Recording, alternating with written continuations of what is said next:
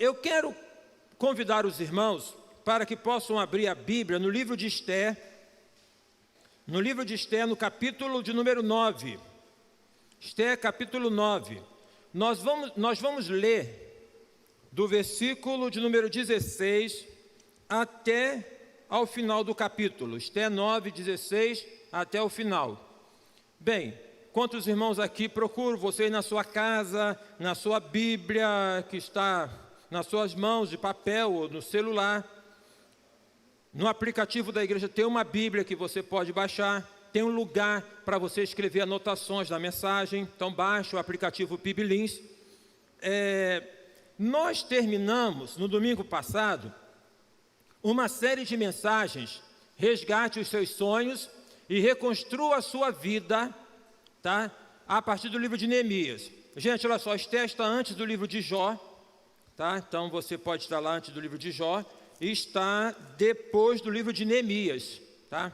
Então está entre o livro de Neemias e o livro de Jó. Bom, aí nós terminamos então esta série de mensagens, resgate os seus sonhos e reconstrua a sua vida. Porque nós vimos, e eu, pela graça do Senhor que Deus colocou no meu coração, eu tentei passar para os irmãos o seguinte, que a história de Neemias é muito mais do que a história de uma reconstrução de muros. Fala da reconstrução de vidas, de famílias e de uma cidadania, de um povo, tá? De um povo. Então, é um livro que nós precisamos, a Bíblia como um todo, precisamos nos deleitar nela, ok? Agora nós vamos estudar, fazer algumas considerações no livro de Esther. Nós não sabemos a autoria do livro de Esther. Não sabemos quem foi que escreveu o livro de Esther. Tem o nome de Esther, que é a personagem principal do livro, mas não sabemos quem escreveu. É um livro histórico, como o livro de Neemias, ok? Não temos também uma data precisa de quando foi escrito o livro de Esther. Alguns dizem que o livro de Esther foi escrito uns 30 anos antes do livro de Neemias. Uns 30 anos antes, então está ali, naquele contexto em que, historicamente, a Babilônia tinha levado o Reino do Sul para o cativeiro, e depois a Babilônia, ela cai enquanto império, e vem o Império Persa. Isso me faz lembrar o cântico, cadê o Daniel? Os reinos se abalam, não é? Os povos se curvam, os reinos se abalam. Então, olha só, Babilônia veio como um grande império, se abalou. Aí vem a Pérsia e vem como um grande império. Se você observar no capítulo 1 de Esther, você verá que o domínio de Esther era um domínio sobre 127 províncias. 127 províncias. Províncias estas que iam da Índia, deixa eu colocar aqui para não fazer citação correta. Palavras de... Estava ali em Neemias. Deixa eu aqui para Esther. Tá? No capítulo 1 de Esther diz assim: isto aconteceu nos dias de Assuero, o Assuero que reinou sobre 127 províncias, desde a Índia até a Etiópia. Então, se você tem uma noção assim de geografia, vai observar que era uma região enorme. A Índia já é um país enorme. Então, da Índia até a Etiópia, que está lá na África. Então, todo o domínio sobre o domínio dos persas.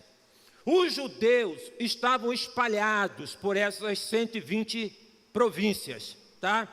E agora tem o contexto da história de Esther, porque coisas vão acontecendo. No meio da luta, das tribulações, coisas vão acontecendo. Isso que nós temos que ter muito claro na nossa mente. No meio da luta que nós vivemos, coisas vão acontecendo. Deus vai agindo. Na verdade, Deus sempre está agindo. Neste momento, Deus está agindo. Tá? Uma peculiaridade no livro de Esther, que talvez possamos fazer um paralelo com este momento e com outros momentos. Esther é o único livro na Bíblia, no Velho Testamento em especial, que não aparece o nome de Deus. Sabia disso? Não aparece. Não aparece que Esther clamou ao Senhor, que Deus falou, não aparece. No entanto, eu te convido a ler o livro de Esther, porque é um drama, é uma história, tá, bonita, onde você verá que Deus está agindo o tempo todo. Por quê? Porque tem um momento na história, daqui a pouco eu conto, em que Esther fala assim, para o povo, através de Mardoqueu: leve o povo a orar e jejuar por 3 dias. Havia algo que ela teria que fazer e pede para o povo orar e jejuar por 3 dias. Só vai orar e só vai jejuar quem crê em Deus. Quem crê que Deus está no controle, que precisa dele. O que eu quero destacar?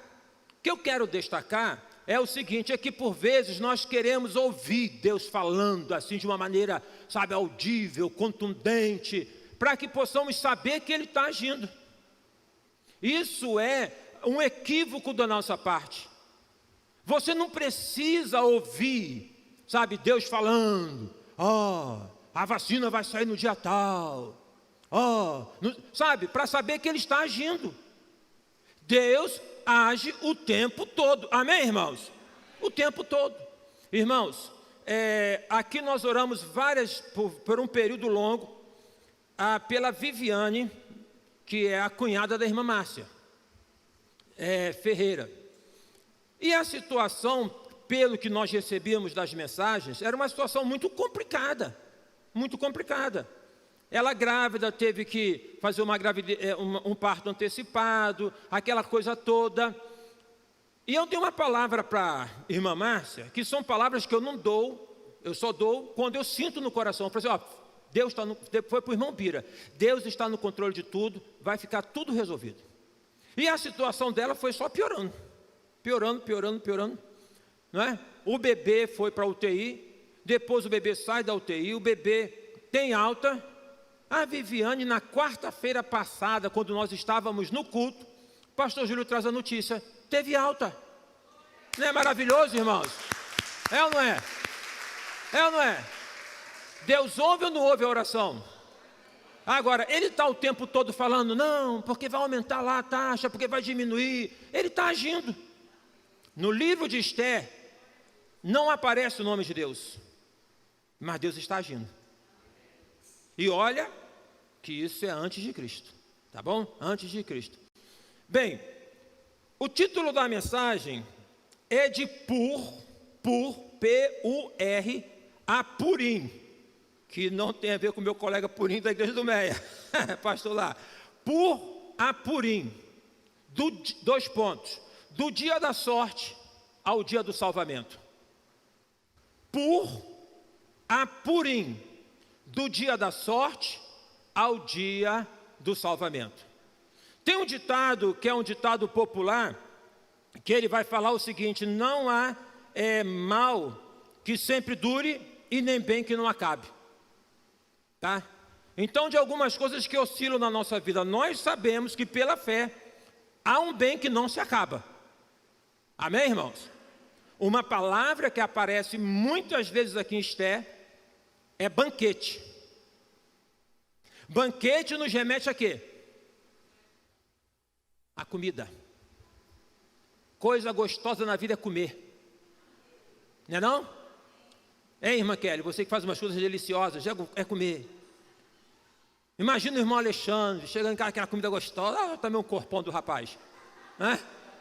Então, comer, tá? Aquela comida, a gente gosta de comer.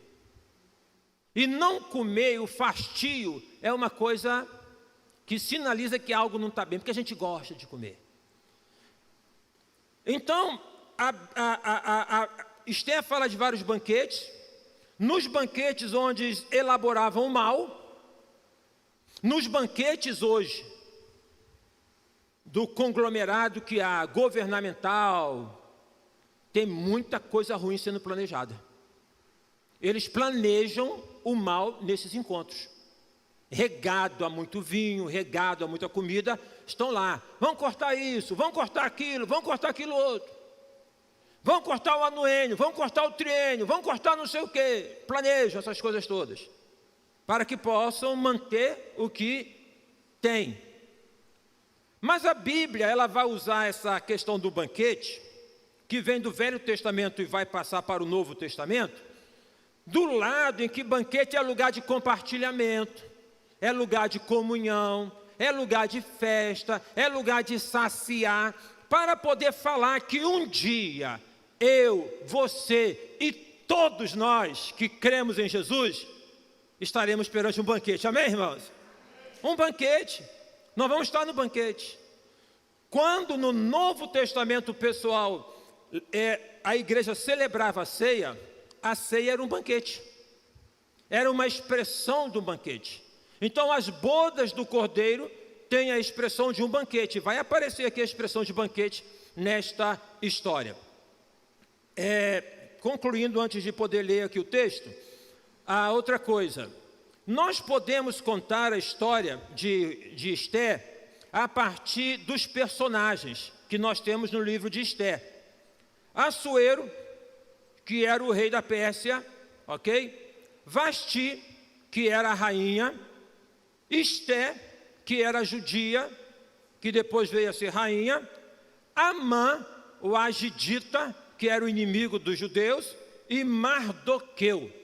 São personagens centrais nesta história. Assuero é o rei, que dominava sobre essas 127 províncias. 127 províncias, ele dominava. Era o chefão, tá? Ele. Assuero fez um banquete. Todo rei gosta de banquete. E mandou chamar os principais homens, a elite. Para quê? Banquete humano é lugar das pessoas se poderem se mostrar, sabe? O casamento da minha filha, o casamento do meu filho, vai ter caviar, é um lugar de mostrar, de ostentar. O problema é que quanto mais as pessoas ostentam, sempre tem alguém que fala mal do banquete. Não?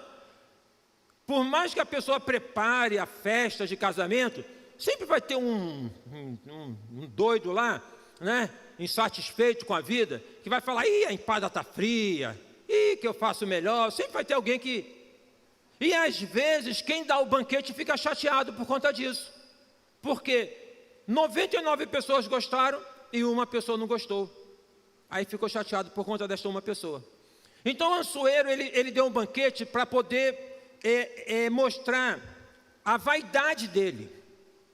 E por vezes nós fazemos muitas coisas por vaidade, para mostrarmos nossa vaidade, né? Olha o que eu tenho, olha o que eu sou, né? Aquela coisa de querer mostrar, de querer ser reconhecido, de querer ser admirado, está entendendo? Nessas coisas assim. Ele deu o banquete, encheu a cara de vinho, estava doido. Ele abre para o povo lá, para a plebe poder participar, e ele manda chamar Vasti. Só que Vasti, que era a princesa, a rainha, esposa de Assuero, ela também fez um banquete da parte dela. Você vai fazer o seu? Tudo bem, faz o seu que eu faço o meu. Ela fez o dela. E estava lá com as amigas dela, conversando, rindo. Eu não sei eu não sei muito o que acontece quando muitas mulheres ficam juntas. Eu não sei que tipo de... Eu só sei que quando começou esse negócio da pandemia, né, que eu queria ter mais acesso a todos os irmãos, eu comecei a pedir permissão para poder entrar nos grupos. E eu pedi à irmã Solange Santos: irmã Solange, me permite aí, me coloca nesse grupo. Mas pastor, só tem mulher. Mas não tem problema, pastor é anjo, não tem problema. Aí, mas pastor, às vezes elas conversam algumas coisas aqui. Eu sei que não conversa nada demais, mas é conversa de mulher. Aí eu falo assim: irmã Solange, eu não vou ler. Eu digo para as irmãs: eu não leio, né? Bobeirazinha, brincadeirinha de ir lá. Mas o que tinha lá de brincadeira no banquete de Vasti? Ela estava lá. Aí de repente chega uma notícia que Assuero fala: manda chamar Vasti, porque eu quero que ela venha, para que todos admirem a beleza dela. Olha o machismo, olha a coisa de homem, né? Vem para que possam ver. Larga o que você está fazendo aí, não tem importância o que você está fazendo, vem para cá. Vasti era uma mulher determinada. Eu vou para lá para poder ficar sendo objeto de apreciação. Vasti, como diz no popular, peitou o rei, falou: não vou não. Tá embriagado, tá doido, não vou. Só que né? Aquilo era inadmissível. Como hoje, devido às proporções, sem questão de reinado, no aspecto do casamento na família, o homem, por vezes, acha que a mulher é obrigada a fazer algumas coisas. Não é não? Quem é casado? Não, porque você é minha mulher, tem que fazer. É mulher, mas você não é dono dela. Então tem uma diferença grande. Vasti, ela não foi. E aí então, lá tinha as consequências, porque era o rei, era o cara, não poderia. O que aconteceu foi o seguinte: o problema dela não ter ido era da seguinte maneira. Ora, ela vai dar um mau exemplo. Vasti era um mau exemplo. A Vasti, se não fosse penalizada, ela poderia liderar uma rebelião, porque falaram assim: olha, ela fez isso, se as demais esposas fazem isso, se as outras fazem isso, acabou. No dia que as mulheres começarem a fazer greve, a cidade para, o mundo para, a coisa fica feia, tá? Então não pode deixar as mulheres fazerem greve, não pode deixar. E aí, naquela época, para que isso não acontecesse, então vamos colocar Vasti de lado. O livro de Esté tem uma outra peculiaridade. É o livro da Bíblia que narra o primeiro concurso de Miss. Primeiro concurso de Miss está narrado em Esté. Até então a gente não tinha isso.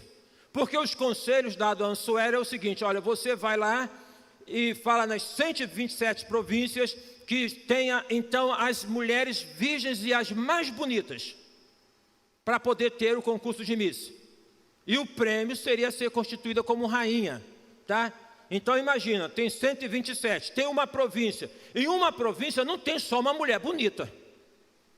E uma província tem várias mulheres bonitas.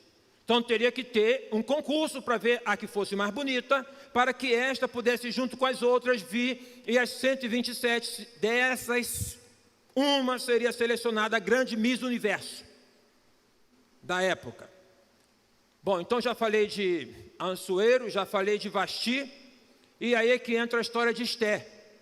Porque Esté, ela era uma judia, diz o texto que ela era muito bonita, tá?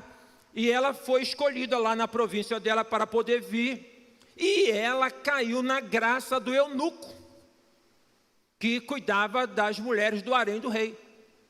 Observemos bem que a beleza da mulher, portanto, no caso de Esté, estava para além da beleza física, porque todas eram bonitas. Mas Esté caiu na graça do eunuco lá. Havia alguma coisa de diferente em Esté.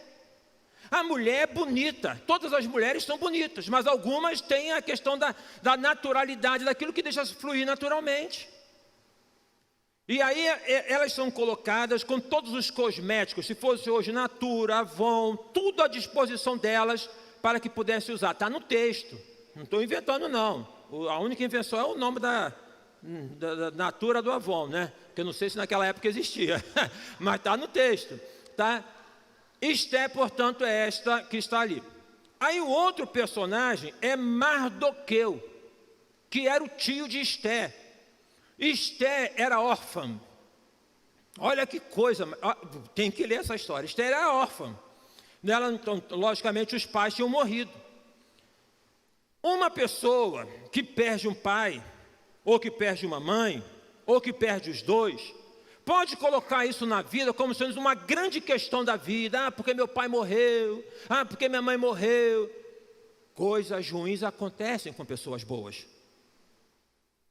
Coisas ruins acontecem. Eu conheço muitas histórias de pessoas que vêm falar comigo para atendimento pastoral e que falam: ah, porque eu, quando era pequeno, meu pai morreu, eu vi meu pai morrer na minha frente. Ah, porque eu vi minha mãe. Muitas histórias assim acontecem. E aí, então, nós precisamos saber o que fazer com as coisas que não são boas que nos acontecem. Você pode ficar tomando aquilo como lamúrio, um trauma que remói aquilo o tempo todo, remói o tempo todo, e isso até de maneira inconsciente. Ou você pode purgar todo o choro, toda a raiva, tudo colocando perante Deus e procurando alguém para poder falar. Para você vomitar tudo que está dentro de você. Para aquele negócio não ficar ali remoendo, te ferindo, te magoando e te estragar na vida. Esté, ela é muito bem cuidada por Mardoqueu. Observe então sempre como que Deus age. O nome de Deus não aparece na história, mas quando falta algum ou falta alguém, Deus supre com outro. Não é não, gente? Deus supre. Deus coloca pessoas, circunstâncias para poder suprir. E Mardoqueu tomou Esther como filha e cuidou dela como filha. E agora que ela é levada para o palácio e fica lá, diz o texto bíblico que Mardoqueu rodeava a praça para poder pegar notícias de Esther. Fazia isso correndo risco, mas ele fazia. Mardoqueu, tio de Esther, era um homem temente a Deus. Temente a Deus. Não tem como viver sem correr risco. Vou repetir. Não tem como viver sem correr risco. Risco não é uma coisa do ano de 2020. Risco é uma coisa da vida. Do momento em que começa a gestação já tem risco. Do momento que nasce tem risco. Inclusive de morrer. Risco é algo inerente à vida. Não tem como viver sem correr risco. Tem pessoas que estão aí numa situação muito complicada emocionalmente, porque elas estão querendo uma segurança que a vida não dá. O que não significa dizer que nós vamos agir de maneira inconsequente, ou seja, está perigoso por ali, eu vou passar no meio do tiroteio. Não. Porque está na pandemia eu vou andar sem máscara. Não. O que eu quero dizer é que não tem como viver sem ter risco, e que risco não é uma coisa de agora. Viver é um risco. Mardoqueu correu riscos, e esse foi um. Porque o outro risco maior que ele correu, e esse é o maior risco que nós corremos, é o risco de mantermos nossa fidelidade a Deus. O maior risco que a gente corre não é a questão do vírus, não, é o risco de nós mantermos a fidelidade. Este risco nós aqui, por enquanto, não temos no nosso país. Não sei se um dia teremos. Mas em outros países, na Índia, por exemplo, é de tomar conhecimento de uma aldeia que é crente, a outra vai lá e taca fogo, queima, fica aqueles torrõezinhos lá de crente. Isso em alguns países árabes também acontece. Isso na Coreia do Norte também acontece. Isso na China também acontece. Então, a questão é manter a fidelidade a Deus e correr o risco, ou não manter? Leia Apocalipse. Leia o Apocalipse e vejam aí. Eu não quero ficar fazendo projeção de nada, mas esse negócio de termômetro na minha testa eu não gosto. Bobeira mesmo, eu não gosto. Eu pulso. Eu fui no mercado, o cara veio. Primeiro que parece que quem pega esse negócio de termômetro já está com uma vontade de dar um tiro. Né? Eu não fiz nada. Né? Já vim com aquela impotência. Não, calma aí. Tá? Então eu fui no mercado, o cara veio. Meu senhor, se o senhor não se importa, por favor, aqui no pulso. Não é por nada não. Mas eu não tenho uma questão que possa desmiolar ninguém, mas é que eu que não gosto mesmo, né? Enfim, mas eu não sei, aí leia Apocalipse e veja lá se tem alguma interpretação, ou seja, de poder, se é crente para todo momento ou se é crente só para algumas situações. É isso que eu quero dizer, que eu estou dizendo. É crente para todo momento, Bretas, que eu estou dizendo é o seguinte, é crente para todo momento ou é só para algumas situações? É crente de poder sustentar em algumas coisas. Não, não sou não estava lá não, é o que é? Esse é o risco de sustentar o tempo todo a fé. Mardoqueu, ele tinha essa posição, e aí entra o outro personagem, Amã. Porque Amã é a personificação de uma pessoa sem Deus, que é, portanto, vaidosa, egoísta, soberba. Ele é colocado como sendo o primeiro-ministro ali do rei de Assuero, e ele sempre queria mais, era muito vaidoso, muito vaidoso. E ele fez o rei criar um decreto, que toda vez que ele passasse, alguém o reverenciasse. Tem pessoas que gostam de ser reverenciadas. Tem pessoas que às vezes a gente passa na rua na Dias da Cruz e não fala, aí fala assim, não, mas o pastor não gostou de mim, eu não vi, meu irmão. Ou pode ser com o irmão também, em qualquer lugar, entendeu? Isso acontece. Tem pessoas, no entanto, que elas gostam muito de ser reverenciadas, né? Aquela coisa toda. E a mãe era isso, ele queria ser reverenciado, ele queria ser admirado, bajulado, de tal maneira que ele passasse, mãe. Só que Mardoqueu era um cara que, comigo não. Então aí, o que acontece? Amã passava, Mardoqueu em pé, estava Mardoqueu em pé, ficava. E aquilo começou a incomodar. E começaram a fofocar com Amã, e Amã fala, não, então pega, enforca ele, faz o... Não, ele é judeu, vamos fazer com os deles. Isso é complicado, é terrível, atacar os nossos. Não é não? Atacar um filho nosso, né? Não é complicado? Aí prefere que seja com a gente, né? Atacar os nossos. Aí não, vamos pegar e vamos atacar, vamos matar todos os judeus. Irmãos, aí é que entra a primeira palavra porque Amã lança uma sorte, tá? É um dado lá, e há um momento então em que esse dado aponta para uma data, deixe-me ver aqui se eu encontro essa data, em que seria de um determinado mês. Está aqui. No primeiro mês, que é o mês de Nissan, no 12º ano do reinado de Assuero, foi lançado Esté capítulo 3, versículo 7.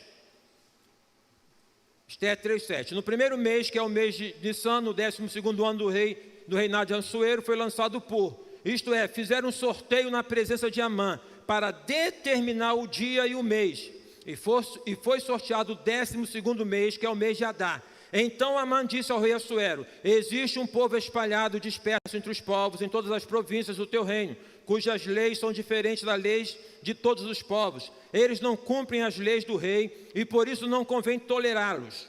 Se for do agrado do rei, decrete que sejam mortos, e eu porei nas mãos dos que executarem a obra 340 toneladas de prata, para que entre nos tesouros do rei. Então o rei tirou da mão o seu anel sinete, e o deu a Amã, filho de Amedata, a Gagita, inimigo dos judeus, e ele disse, fique com essa prata, faça com que bem quiser. Foi então sorteado esse dia, é o seguinte, versículo 13, as cartas foram enviadas por meio de mensageiros a todas as províncias do rei, com instruções para que num dia só, o dia 13 do 12º mês, então veja, o sorteio foi feito no primeiro mês, e foi sorteado uma data do dia 13 do 12º mês, que é o mês de Adar, todos os judeus, tanto os jovens como os velhos, as mulheres, as crianças, fossem destruídos, aniquilados e fossem mortos. Então o dia da sorte, na verdade, era o dia do azar, era o dia da sentença. As pessoas costumam dar sentença para a gente. Tem 3 meses de vida, tem 6 meses de vida, vai dar sentença. Nós precisamos ter uma mente aberta em Cristo para não aceitarmos as sentenças, para nós aceitarmos o que é de Deus, porque neste meio tempo muitas coisas vão acontecer. Então, olha, não tinha internet, então tinha que ter um tempo de preparação, tinha que chegar um mensageiro da Índia até a Etiópia, para poder mobilizar, precisavam de 10 meses, de 12 meses, para fazer isso. E aí então, eles tomam essas providências. Imagina o que é você ficar na expectativa, eu vou morrer. Ô gente, eu vou viver, fala sério. Morrer é lucro, viver é ganho. Então essa coisa que a gente vive, eu vou morrer, não, vou viver. Os judeus ficaram então ali, gente, é o primeiro mês, é o segundo mês, é aquela questão de que vão nos atacar, vão nos destruir. Como é que eu e você viveríamos numa situação como esta? Como é que viveria, convivendo com essa notícia? Como é que nós vivemos convivendo com as notícias que nós recebemos? Que nós tomamos, como é? Por que isso? Gente, nesse meio tempo, então, é dito a Amã, que Amã faz o seguinte, olha, para Assuero, tem lá um cara que não faz, arma uma cilada para ele. A ideia é enforcar Mardoqueu. matar Mardoqueu e todos os judeus, não é? Mas não aparece o nome de Deus. Mas Deus está agindo. Ansuero dorme. Ansuero tem um sonho. Porque eu pulei um episódio aqui. Porque Mardoqueu, quando andava pela praça do palácio, ele ouviu uns bochichos dos guardas de Ansuero que estavam querendo fazer um motim para matar Ansuero. E Mardoqueu falou para Esté falou para Ansuero. Ansuero foi conferir e era verdade e matou os 2 soldados. Mas Ansuero não sabia que tinha sido Mardoqueu que tinha falado, delatado para não ter o motim. Aí o que acontece? Mardoqueu está lá sem receber nenhum tipo de premiação, sem nada. E aí Ansuero tem um sonho de noite, ele manda trazer os registros lá. Aí ele fala assim: gente, quem foi esse cara que me livrou dessa morte? Cadê ele? Quem é esse cara? Quem é? Faça o bem sem se importar a quem. Faça o bem. Tem gente que escolhe pessoas que vão fazer bem. Faça o bem sem se importar a quem. Não fica esperando. Deixe, planta, semeia na obra do Senhor. Semeia na obra do Senhor. Daqui a pouco vai aparecer, como disse o pastor Brandão, eu estava lá no sertão, hoje eu sou um pastor. Semeia na obra de Deus. Semeia a bondade. Trata com maldade, semeia a bondade. Semeia amor, semeia paz.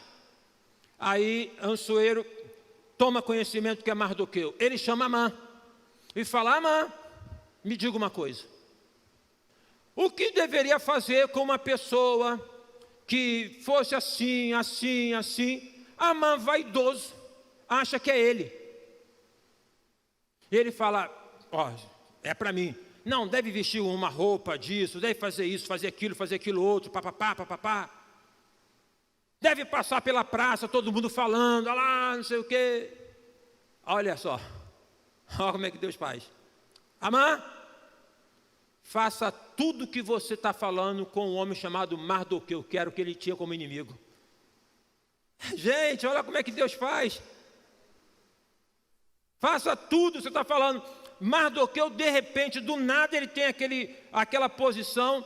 E Amã, a história vai caminhando, revelado que Amã tinha dado o decreto para poder matar os judeus, porque Esté fala. Aí tem uma coisa muito interessante, porque Mardoqueu antes disso manda um recado para Esté, para poder falar do decreto, e Esté fala: mas eu não posso estar perante o rei, porque se eu estiver lá sem ser ordenada e ele não estender o cetro de ouro, ele pode me matar. Aí Mardoqueu fala o seguinte: olha, preste atenção, quem sabe foi para isso que Deus te colocou aí como rainha? Onde é que você está? Onde é que você mora? Onde é que você trabalha?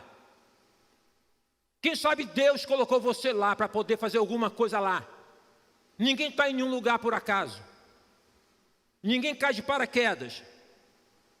Aí a questão é então que fala: e se você não falar? O Senhor vai dar um livramento, mas você vai morrer. Tá? Porque Deus vai levantar outros. E Esté então conclama o povo para poder orar, para poder jejuar, aquela coisa toda. E aí, meus irmãos, então ela vai, o rei estende o cetro, o rei ouve, ela chama um banquete. Nesse banquete onde está o rei Ansuero, então está Amã, ela revela o que Amã tinha dito. Aí o Ansuero fica invocado demais. Aí ele sai da sala e Amã, que está desesperado, se ajoelha perto do divã de Esté. E Ansuero, quando volta, vê o cara ajoelhado no divã de Esté. Ele fala assim: mãe, esse miserável, além de fazer o que fez, ainda está querendo me envergonhar dentro do meu palácio? Já botaram um saco nele. E a forca que ele tinha preparado para Mardoqueu, ele foi parar. Como é que Deus livra a gente? E aquilo que é lançado para mim e para você, volta contra? Naturalmente. Aí, meus irmãos, eu não vou nem mais ler o capítulo 9, estou contando a história toda, depois você lê. A questão é a seguinte: aí Esté vai falar o seguinte: olha, rei, o senhor fez um decreto assim, e eu queria te pedir que revogasse esse decreto, porque vão matar os judeus, eu sou judia, ela se revelou, aquela coisa toda. O que diz o ditado? Palavra de rei? Quem é rei aqui? Alguém aqui é rei? Você aí na sua casa é rei? Então nós podemos voltar atrás. Vamos parar de bobeira. A gente pode voltar atrás e falar, me perdoe, me desculpa, eu falei, mas vou, né? Depois que falou, não tem como recolher. O máximo que pode fazer é pedir desculpa, perdão, aí já falou, já era, tá? Mas eu posso corrigir um comportamento, posso ou não posso? Ou todo mundo aqui é rei? E fala a palavra de rei, não volta atrás. Aí Ansuero falou, não posso, mas eu vou fazer um outro decreto. Na verdade ele deixou que e aí o decreto era o seguinte, que agora os judeus não iriam esperar ser atacados.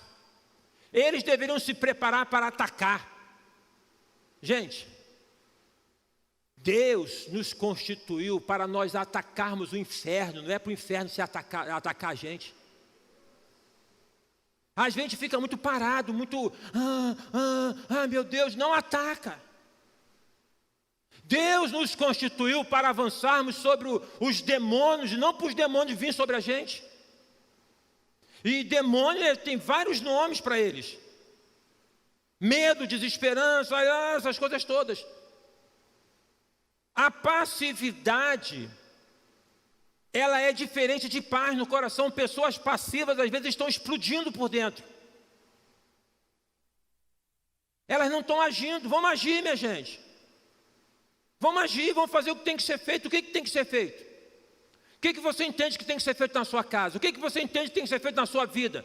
O que tem que ser feito para melhorar? O que você precisa fazer? Fala sério, o que você precisa fazer? Vamos parar com esse negócio de ficar, tem gente que espera assim, o Senhor vai me livrar. Deus fala assim, não, vai lá e ataca ele. Vai lá e consulta o negócio. Não, porque Deus vai mandar e vai fazer uma cirurgia. Eu me lembro que a minha mãe, quando estava muito doente à morte, um senhor chamado Otacílio, do Centro Espírita, falou, a senhora se vista de branco. Vai na cama, não precisa nem vir aqui no centro, que eu sei que a senhora não vem. Fica de branco aí na cama, deitada, põe um lençol branco, que nós vamos estar no centro e vai ser uma cirurgia sobre a senhora. Tem crente que parece que é meio espírita, que quer que a coisa aconteça assim, sem fazer nada. Não consulta, não procura o médico, não age, sabe, não procura ajuda, não pede, não fala, e põe a culpa em Deus. Então, redigiram o decreto. E aí os judeus, tomados de coragem e tomando sob a liderança de Mardoqueu, eles agora saem. E aí, acaba com os inimigos. O que isso tem a ver comigo e com você, igreja? Igreja sempre avança. Deus nos deu um lema no início disso tudo. No aniversário da igreja nós exploramos demais. A igreja segue caminhando. E a igreja sou eu, a igreja é você, a igreja somos nós. Igreja não retrocede, igreja avança. Igreja não se acovarda, igreja vai para cima. Agora não confunda isso, repito, com essas posturas. Porque eu sou crente, eu vou fazer isso, nesse momento eu vou botar todo mundo junto, eu vou tirar as máscaras, eu vou apertar a mão. Não estou falando nada disso. Estou falando de não se acovardar espiritualmente, emocionalmente. Entendeu? Tem que fazer. Aí Deus deu a vitória. Aí, irmãos, o que acontece? Esse trechozinho só aqui eu tenho que ler, tá? Porque aí então, diz assim, o texto, versículo 19 do capítulo 9. Por isso, os judeus das vilas que moram nas aldeias do campo, fazem do dia 14, tem que ler do lado do 16. Também os demais judeus que viviam nas províncias do rei se reuniram e se organizaram para defender a vida e se livrar dos seus inimigos. Defenda a vida. Defenda a vida. Mataram 75 mil dos que o odiavam, porém no despojo não tocaram. Isso aconteceu no dia 13 do mês de Adar, no mês que estava dito no sorteio que eles iam morrer. No dia 14 descansaram e fizeram dele um dia de festa e de alegria. Mas os judeus de Suzã se reuniram nos dias 13 e 14 do mesmo mês. Descansaram no dia 15 e fizeram dele um dia de festa e de alegria. Por isso os judeus das vilas que moram nas aldeias do campo fazem do dia 14 do mês de Adar um dia de alegria, de banquete. Grava isso, de banquete e de festa, e um dia em que mandam presentes uns aos outros. Gravem isso. Versículo 20, Mordecai escreveu estas coisas e enviou cartas a todos os judeus que moravam em todas as províncias do rei Assuero, aos de perto e aos de longe. Preste atenção, ordenando-lhes que comemorassem o dia 14 do mês de Adar e do dia 15 do mesmo mês, todos os anos, como os dias em que os judeus se livraram dos seus inimigos. Preste atenção nisso. O mês em que a tristeza virou alegria. O luto se transformou em festa, aleluia, e que esses fossem dias de festas de alegria, troca de presentes e dádivas aos pobres. Versículo 26, por isso, esses dias são chamados de Purim, do nome Pur. Entenderam o tema? De Pur a Purim.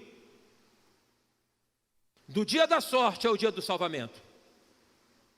Pur era o dia marcado, vai morrer. Pur era o dia marcado, sentença, já era. Purim é o dia do salvamento. É o dia em que eles foram salvos dessa armadilha. Banquete, a celebração disso. Nós vamos agora participar da celebração da ceia do Senhor, que é um banquete espiritual, meus irmãos. Sabe por quê, meus irmãos? Porque em Jesus nós saímos de Pur, do dia da maldição, do dia da sentença, do dia que falaram está errado, está ferrado, não vai dar certo para você, não vai alavancar, não vai crescer, não vai avançar, vai morrer. Olha, do dia de Pur. Em Jesus, nós alcançamos o Purim, que é o dia do salvamento. E nós alcançamos este dia e convidados fomos para um banquete. Purim é o dia em que a tristeza se transforma em alegria. Purim é o dia que o luto se transforma em festa. Purim é a expressão de Jesus entre nós, convidando-nos para um banquete. Feche seus olhos. Essa mensagem deixa que o Espírito Santo mexa no seu coração, remexa, para ficar com o que é de substância dela para você. Quem sabe o irmão aqui, você aí na sua casa, onde você está, amigo, você está sendo tomado na tua mente por uma sentença. Tomado na tua mente por uma sentença, porque vai chegar o dia, porque é isso, porque é aquilo. Eu quero dizer para você, para o irmão aqui, que Deus, Ele muda a tristeza em alegria e transforma o dia de luto em dia de festa. Porque se o homem colocou uma sentença, Deus nos deu um Purim, o dia do livramento. E isso nós alcançamos pela fé no Senhor Jesus.